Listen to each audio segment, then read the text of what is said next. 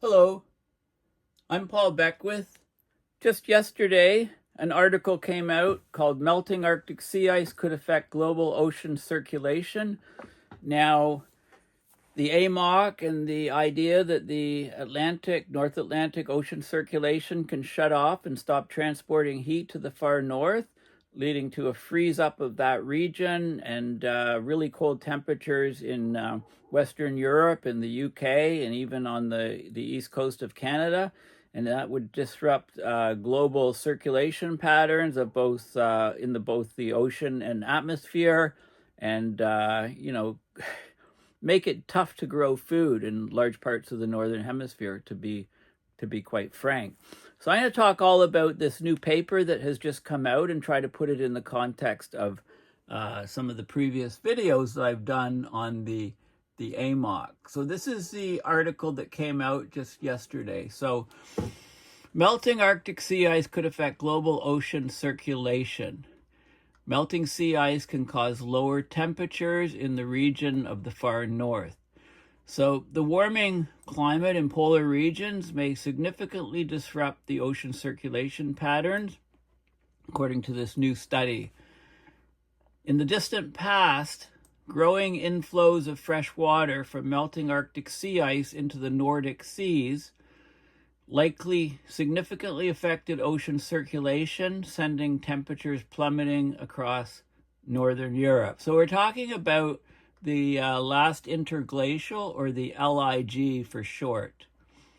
So the findings in the paper are that enhanced melting of Arctic sea ice likely resulted in significant cooling in northern Europe in the Earth's past. And that's an alarming study. The paper is in Nature Communications and it's open access. So we'll talk about that paper. You can have a read through yourself. I'm just giving you a heads up on the existence of this paper and trying to explain things in simple lay person's terms so that you can actually look at the paper and kind of, have a gist for what it is about, because there are a lot of details about some of the proxies and paleo records, ways that we can identify salinity and temperatures in the past, the last interglacial, 118,000 odd years ago.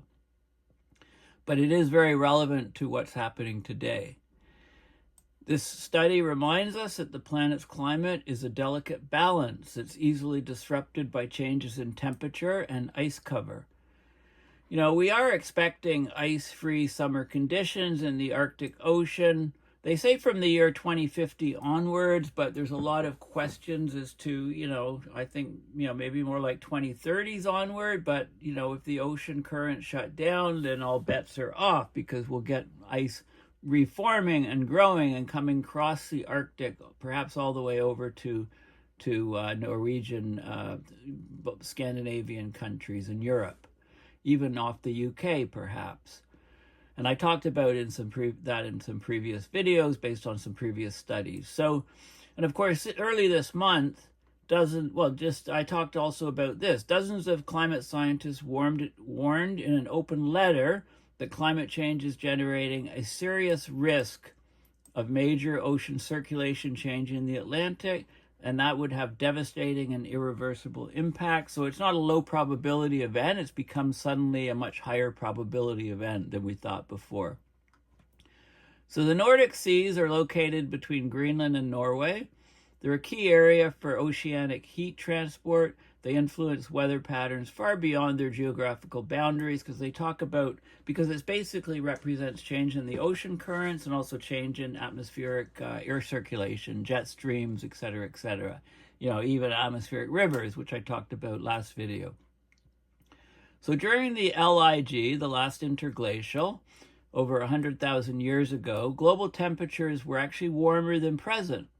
The ice volumes were smaller on Greenland and Antarctica. Sea levels were significantly higher, because the ice volume on land had melted a lot of it, making sea levels higher.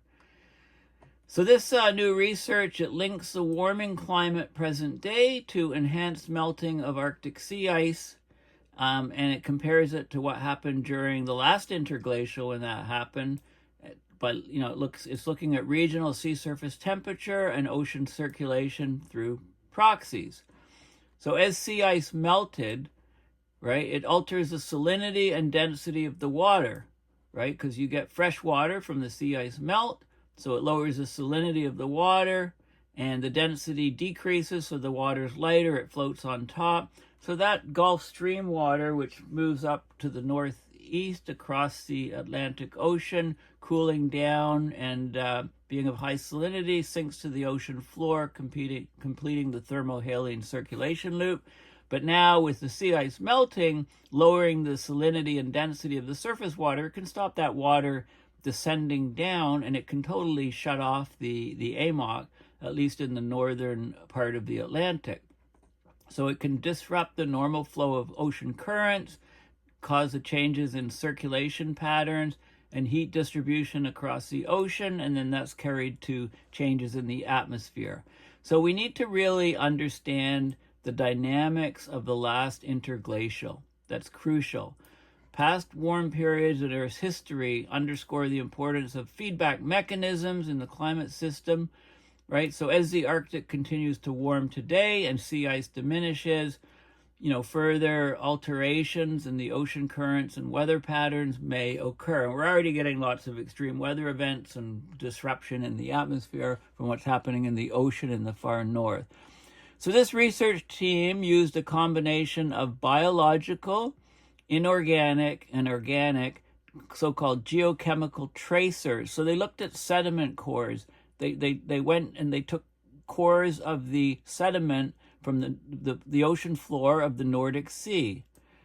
Okay, so that's what they did. And these cores act like time capsules, preserving information about past ocean conditions. Of course, the deeper down you go in the core, the further back in time you go. So if you have a way of dating particular layers, you can look at what's in the ocean, in the sediments, and say things about temperatures, sea ice levels, ocean currents, all kinds of things. So the team was able to reconstruct the sea surface temperatures and the salinity levels, the sources of freshwater input, and the deep water formation processes back at that time during the last interglacial. So they learned a lot about the last interglacial cooling in the Norwegian Sea and the potential processes that were responsible. So the study is actually a benchmark for climate modelers to look at this time period to better constrain the impact of sea ice changes on regional and global climate. So they used a multi-proxy approach. They looked at many different proxies. So they looked at diatoms, Dinocyst, planktic forams, sea ice biomarkers, planktic forams, like the sodium-calcium ratio, barium-calcium ratio, and that gave an idea as to the origin of where things came from. Benthic forams. So they reconstructed what sea ice did back then, what sea surface temperature was doing, deep ocean convection, changes in freshwater input, and the sources during the last interglacial. So that's the technical part. This is a link to the paper. But before I go to the paper, I just want to show you, okay, so these are the diatoms. So there's many different organisms that were used for proxies. So these are the diatoms, or unicellular organisms. They're in solitary cells or colonies. They can take all different shapes: ribbons, fans, zigzag stars. When they die, they sink down. They're made of glass, basically. And when they die, the glass sinks to the bottom and can be measured in the sediment cores building up over time, so they can figure out the distribution of diatoms and the distribution of, how many there were, and from that get information on the climate when these things lived. The Dinocyst is another critter that they look at. These are dinoflagellate cysts. They're 15 to 100 micron in diameter. They're basically it's an organic walled microfossil, or they're found in marine sediments, and there's lots of information about them and what we can tell about climate from them. Okay, so they're like microfossils, if you like.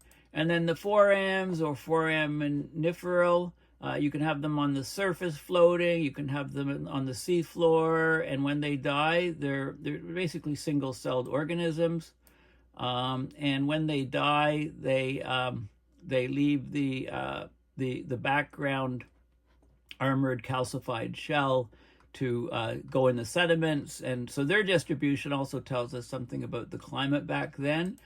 And then there's these so-called biomarkers, and these are markers, generally we talk about biomarkers, or biological molecules found in blood, other body fluids or tissues. They're a sign of a normal or abnormal process. Okay, so they're biomarkers. We use them, we talk about human biomarkers, but there's also biomarkers. For example, the biomarkers that they find in the sediment can actually tell you where the organic materials, the plants and animals, came from, basically. And so the source of them, it could be from continents, runoff in rivers on continents, etc.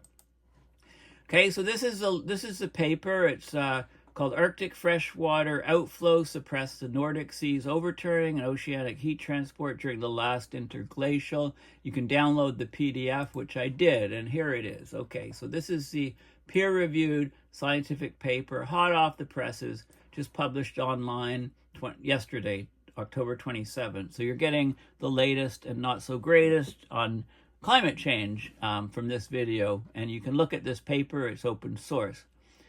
So the Arctic freshwater outflow suppressed the Nordic Seas overturning. Okay, so the AMOC in that region shut down, and that affected, of course, oceanic heat transport during the last interglacial, the last really warm period on the planet. So the last interglacial period was characterized. Remember, when you look at a paper, right? You read the abstract, you look at the figures, then look at the conclusions or results. You can look at a little bit at the introduction if you want. And then do those things first. And if you want more details, you can read line by line through the paper. So the last interglacial period, it was characterized by a long-term Arctic atmospheric warming above the pre-industrial level. The last interglacial thus provides a case study of Arctic feedback mechanisms of the cryosphere, the frozen planet, the ocean, and the circulation, both ocean circulation and atmospheric circulation climate system under warm climatic conditions. Previous studies suggested a delay in the last interglacial peak warming in the North Atlantic compared to the Southern Ocean. It evoked the possibility of a southward extension of the Arctic sea ice to the southern Norwegian Sea during the early last interglacial. This would happen today if we had a shutdown of the AMOC. So it looks like the warming was huge. The AMOC shut down. The ice moved southward and caused a cooling, causing a lag and then eventually the warming took over. So the lag in warming was due to this ocean current shutoff. So they look at new and published proxy data on past changes in the sea ice. So they have, the proxies can tell them the sea ice distribution, the sea surface temperature, the salinity, the deep ocean convection, how much water was descending into the abyss, and the sources of the meltwater. Was the meltwater from the on-land glaciers? Was it from rivers? Was it from just a melting of the sea ice? Right? So there's well-dated records from the Norwegian Sea in the sediments. What the data suggests is that the southward outflow of Arctic fresh water suppressed the Nordic Sea's deep water formation. It stopped the water descending to the abyss. It stopped the AMOC in that region. It also halted the northward oceanic heat transport during the early last interglacial. So there's complex feedback mechanisms between a warming climate, the sea ice, the ocean circulation, and the regional climate. Okay, so they talk about today what's happening. Right? The Arctic cryosphere is transforming rapidly in response to ongoing climate change. There's profound implications for regional and global climate, future sea level rise, and ecosystem stability. For example, it's been suggested that positive heat and freshwater flux anomalies in the Arctic are the primary cause of the suggested recent slowdown of the AMOC, which is a crucial regulator of Earth's climate and fundamental for the mild climate of Northwest Europe. This has also been linked to the so-called subpolar North Atlantic global warming hole. The global warming hole is just south of Greenland. It's where there hasn't been warming. Warming's been slower than elsewhere on the globe. It's even cooled down there over recent years. And I first talked about that with, at the Paris Climate Conference in 2015. I said to Jason Box, hey, I think the AMOC is just shutting down. That's why there's this global warming hole. So it's been, on my mind for quite a long time that was an AMOC thing or a Gulf Stream thing. So the conceptual explanation is that the associated northward oceanic meridional north-south transport of heat and salt within the AMOC is balanced by the southward flow of cold deep water that's formed mainly in the Nordic Seas, like the Greenland, Iceland, and Norwegian Seas and the subpolar gyre. So a southward advection, horizontal movement of Arctic positive buoyancy, heat and freshwater anomalies may have suppressed the deep water formation in these areas, altered the AMOC and the northward heat transport. Okay, so that's the idea. So if you look at the broader paleoclimate perspective, right, you can look at what happened in the last interglacial. So the last interglacial period was 128,000 years ago to about 117,000 years ago. That's the time gap of about 11,000 years. You can compare that last interglacial period to the Holocene present day, right? So there are direct parallels. There was a warmer than present climate then, smaller ice volume, and higher sea level. It's also a case study of long-term polar atmospheric warming above the pre-industrial level and the response of the Arctic climate system and strength of the deep ocean convection in the Nordic Seas. But proxies in the past have given conflicting results on changes in the Arctic Ocean sea cover. So I think one of the biggest things during the last interglacial, so one of the biggest things in this study is they seem to have nailed down the proxies that show that the sea ice cover basically melted out, putting lots of fresh water into the system, shutting down the AMOC. Okay, that was probably the trigger, the loss of sea ice, which is very concerning since the sea ice is collapsing, not just in the Arctic, but also in the Antarctic, around the Antarctica. Sea ice, so they have sea ice biomarkers that show the existence of a permanent sea ice cover all year round in the central Arctic Ocean during the last interglacial. So there's also very low sedimentation rates in the central Arctic Ocean, so you can't get the good temporal and spatial and age resolution, but the sedimentation rates in the Nordic Sea are higher, so getting the sediments from the Nordic Sea seems to be really good, because this is the sort of situation that we have. We have the AMOC and the ocean currents coming right up here in this red line, and also looping here and looping here. You have the East Greenland current coming from the Arctic, coming southward this way, and branching off here, over here. So there's a combination, the water can combine here, right? So the sediment cores are here, which are giving the information. So you can actually look at the benthic isotopic oxygen ratios in the sediment, and you can say that, well, this is 150,000 years ago, this is 110, right? The little ice age, the LIG, the last interglacial, 128,000 to about 117,000 in this period. So you can see the changes in populations of in the oxygen isotopes within these different plankton and stuff that are in the sediment. So you can see switches, large switches and changes that occurred during that time period. Okay, so they use those proxies to get information on all of the things that are important, like sea surface temperature, sea ice, salinity, amount of fresh water, where the fresh water is coming from, etc., etc. Okay, so these are some of the more, there's some proxies for sea ice, for example. So this is again 130 to 110, and you can see that the proxies for sea ice, and you can see that the sea ice basically collapsed here. Okay, so more sea ice is up higher, lower sea ice is down. You've got these different proxies in the sediments, and you can see that basically they're independent proxies, and they're all showing a collapse of sea ice around this time period. This is cold water diatom species. As the sea ice collapsed, it would have cooled the water in those regions, and you can see an increase going towards the present of these cold water diatom species, meaning there's more and more cold water in that region. Well, guess what? The cold water basically is from the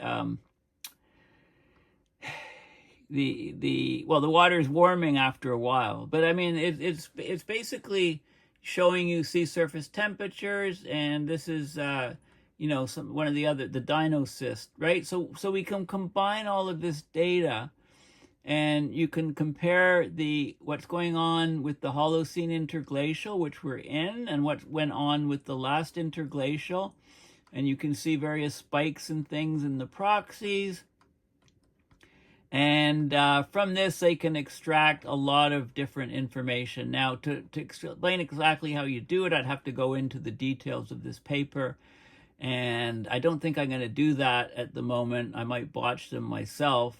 There's a lot of details in here.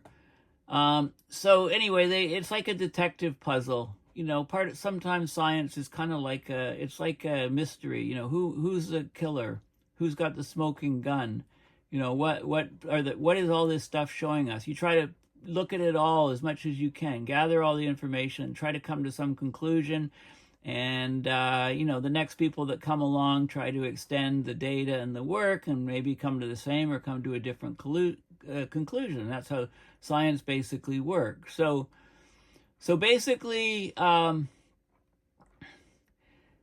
the sea ice distribution and seasonality during the last interglacial.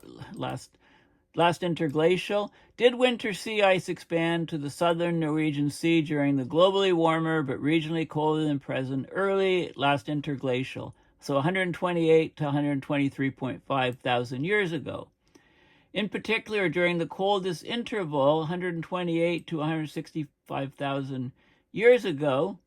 So they have a biomarker they call IP25, sterile concentrations in 2 of the 3 studied sediment cores. And this biomarker is made by a few diatom species that live in sea ice. So its presence is an indicator of seasonal sea ice. Okay, so when they analyze the sediment core and they find this biomarker IP25, they know there was sea ice in the ocean above floating on the surface at that time period, or just prior to that time period, right? There'd be a lag where the stuff has to sink to the bottom, be caught in the sediments, etc. But it showed there was seasonal sea ice. Complete absence of IP25 means that either permanent sea ice was above or year-round open ocean conditions due to the absence of ice algae. Okay, so they just make little things with this, and then they look at some other proxy and try to put it in context, etc. Right? So what they showed is that there was a freshening. Like there was a source of there was a freshwater anomaly in the southern Norwegian Sea during the early last interglacial, right? Constraining the sources during the early last interglacial could provide valuable insights on cryosphere-ocean circulation-climate interactions. So they say that potential freshwater sources include glacial runoff, melting of icebergs, increased river input to the region, local precipitation over the ocean, meltwater from sea ice, and or a decrease in the inflow of northward Atlantic surface water. Right? And they could narrow that down by looking at the planktic forams in the seawater, the absence of ice-rafted debris, so it wasn't just covered in ice. So it doesn't support a freshwater source of ice sheet glacier runoff, right? So they eliminated things, and they basically concluded that it was due to the changes in the sea ice. The sea ice was declining and declining and declining. The whole area got freshened up as a result, and it shut down the AMOC. Well, you can see parallels to what's happening today. Okay, so they talked about the ocean currents, the East Icelandic current, the Greenland current, and so on, and the mixing of the water with water coming from the north. And they basically concluded that the early Last Interglacial is a case study of a prolonged warmer than pre-industrial global climate, mainly due to the stronger northern hemisphere solar insolation at the time. The findings suggest that the southward flux of Arctic buoyancy anomalies, likely related to enhanced melting of sea ice in the central Arctic Ocean during the early Last Interglacial, right, between 128 and 124,000 years ago, altered the deep water formation rates and processes in the Nordic Seas, suppressed the northward ocean heat transport, so slowed down, even shut off the Gulf Stream, and that reduced the Nordic Seas heat pump, so much less heat going up into that region, and therefore it got colder in that region. So basically, they're showing that the Nordic Seas overturning circulation, the regional climate in that region to buoyancy anomalies under interglacial conditions is much more sensitive than we thought.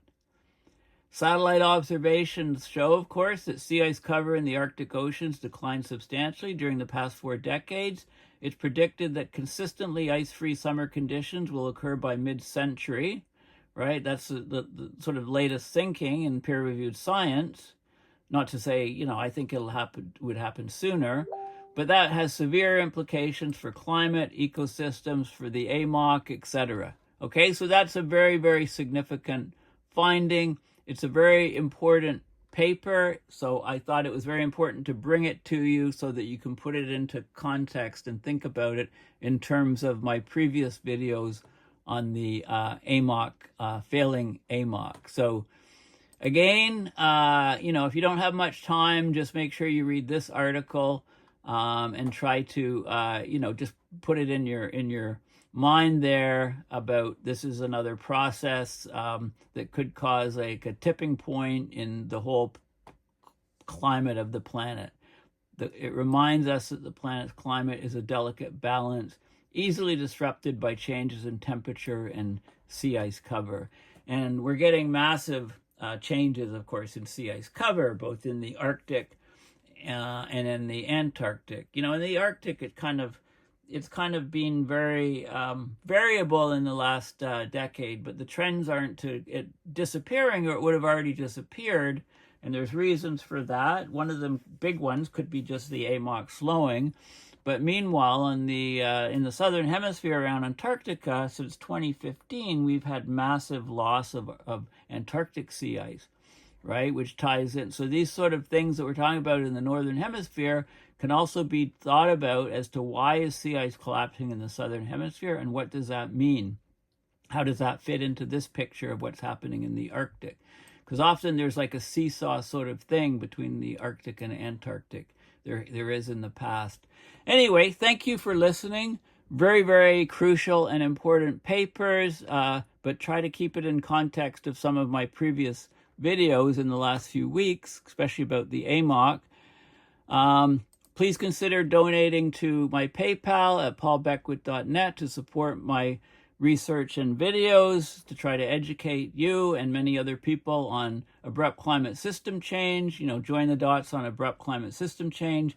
And also, just a reminder, I am on my way to Baku, Azerbaijan, to COP29 in a week and a half or so. I leave, so please consider donating to directly pay my out-of-pocket expenses for airfare and accommodation, etc. Thanks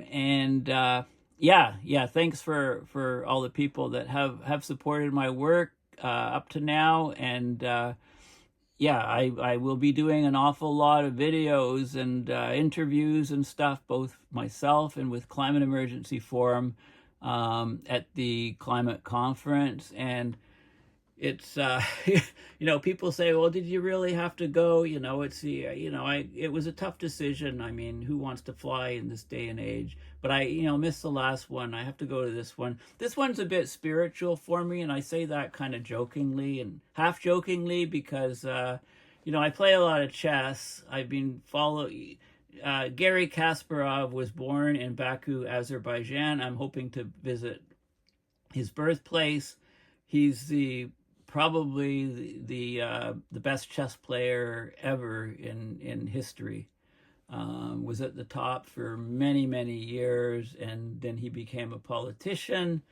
But anyway, he's from Baku, Azerbaijan. He was born there, so it's I tell people, well, I gotta go. It's a spiritual journey for me to go to the birthplace of Garry Kasparov. I say that half jokingly, but I'll definitely try to find out his birthplace and visit it. And you'll see selfies and videos if I manage to find it when I'm there. So anyway, thank you for listening, and yeah, we'll chat soon. Bye for now.